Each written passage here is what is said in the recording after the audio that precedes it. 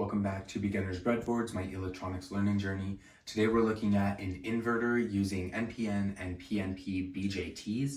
So what we have here with our circuit is trying to build our inverter. So we're having a 5-volt input that's also connected to an ammeter to show the currents that's being put through this. We also have a slide switch, so one side is high and then one side is low. This green LED just represents our input, so if the slide switch is towards high, the green LED will light, and then if it's low, the green LED will not light. So that's just what the green LED is showing.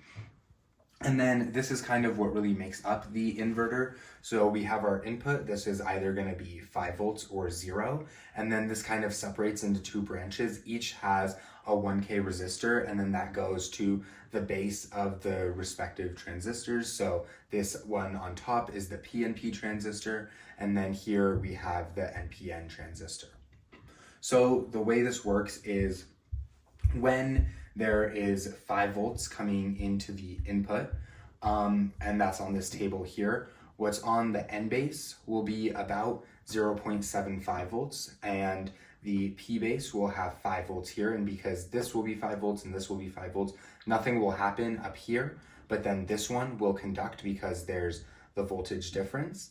And then your output will be 0 volts. So that's inverting. So from 5 volts, this output is 0 volts. And then the opposite condition, when the input is 0 volts, what will happen on the N base is both the base and the emitter will be 0, so nothing will happen there. But then on the P, there will be about 4.25 on the base, which means this will conduct, and then the output will glow. That's what the red LED is, and you'll get an output of high.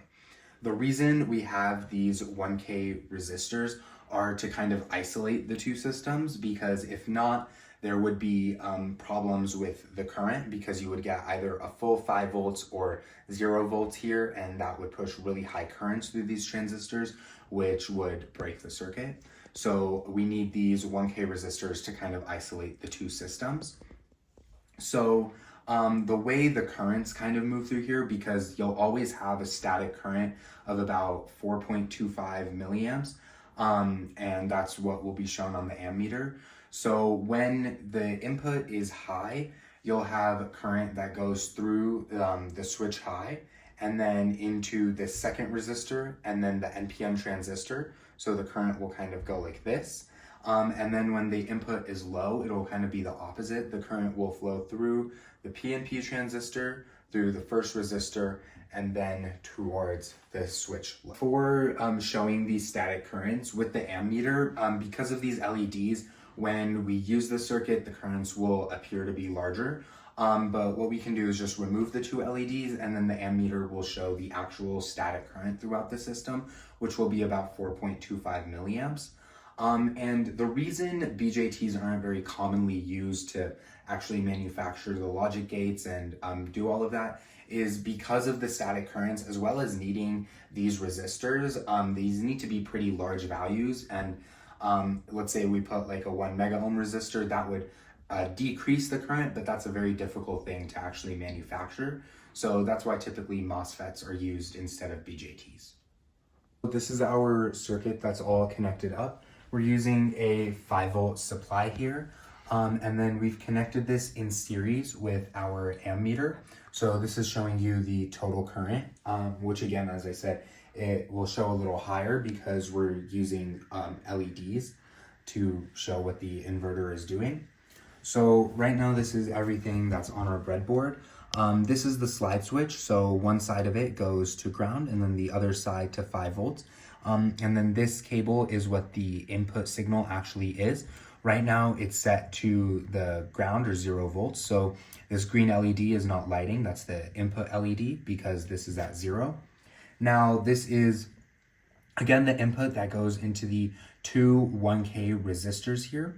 And then on the bottom, this is the NPN transistor, and here on top is the PNP transistor. So the emitters of the transistors are at different values. So with the PNP, that's going to 5 volts there, and then with the NPN, that's going to ground. And then once they're through, the collectors of both of the transistors are shorted together here, which then feed into the red LED.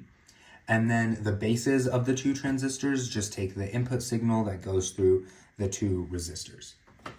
So what we can do is switch this. And so now when your input is high, the green LED will light, that's the input LED, but then the red LED will not light because of the transistors acting as an inverter. And then that will go opposite when you move the switch to the other side. And now to show just the standing current of this, right now it's sitting at like 17.6 because of the LED. If I just remove the red LED from the circuit, this goes to right where we thought it would be, around 4.25. This is just a little bit lower.